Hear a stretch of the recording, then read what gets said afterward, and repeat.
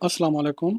आज मैं आपको अपने web based digital certificate management system का मुकम्मल आर्किटेक्चर मुख्तसर अंदाज में एक्सप्लेन करूँगा। आर्किटेक्चर बुनियादी तौर पर मेन 3 कंपोनेंट शामिल हैं। सबसे पहला कंपोनेंट जो है क्लाइंट मशीन होस्ट मशीन है, और दूसरा वेब एप्लीकेशन जो कि फ्लास्क बेस्ड एक वेब पोर्टल है, और तीसरा जो है उबंटू सर्वर जो कि वर्चुअल मशीन में इंस्टॉल एक लिनक्स बेस्ड ऑपरेटिंग सिस्टम है जिसमें स्टेप सीए और ओपन एलडैप की सर्विसेज इंस्टॉल हैं। जो क्लाइंट मशीन है जिसे होस्ट सिस्टम भी कहा जाता है, ये वो सिस्टम है जहां से यूज़र वेब पोर्टल को एक्सेस करता है, मीन के वेब ब्राउज़र को ओपन करता है। यहाँ से ब्राउज़र के ज़रिए यूज़र लॉगिन करता है, सीएसआर सबमिट करता है और सर्टिफिकेट को मैनेज करता है।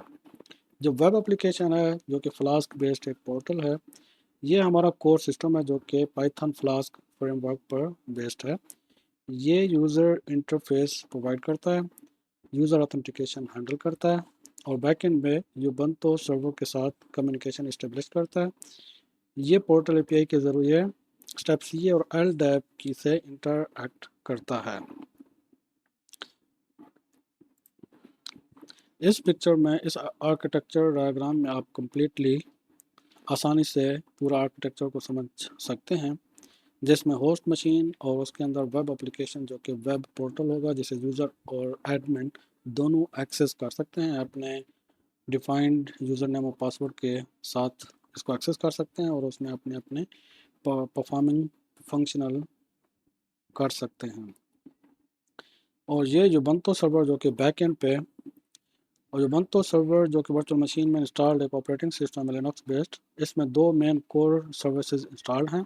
एक स्टेप सी है सर्टिफिकेट अथॉरिटी जो कि सर्टिफिकेट जनरेट करता है और सीएसआर को साइन करता है, और सर्टिफिकेट लाइफ साइकिल भी इसमें मैनेज होते हैं, जैसे कि सर्टिफिकेट को इशू करना मेन चीज़ होगी और जनरेट भी मेन चीज़ होगी, और दूसरी पर उसको रिन्यू करना और रिवोक करना जो कि एडमिन के पास प्रिविलेज है और एक्सेस है, और उसकी जो एक्सपायरी डेट है उसको मेंटेन करना और मैनेज करना। और दूसरा जो कोर कंपोनेंट इस उबंटू सर्वर में इंस्टॉल है वो है ओपन एलडैप जो कि यूज़र डायरेक्टरी है और यूज़र ऑथेंटिकेशन के लिए यूज़ होता है। इसके साथ यूज़र लॉगिन वेरिफिकेशन के लिए भी इस्तेमाल होता है।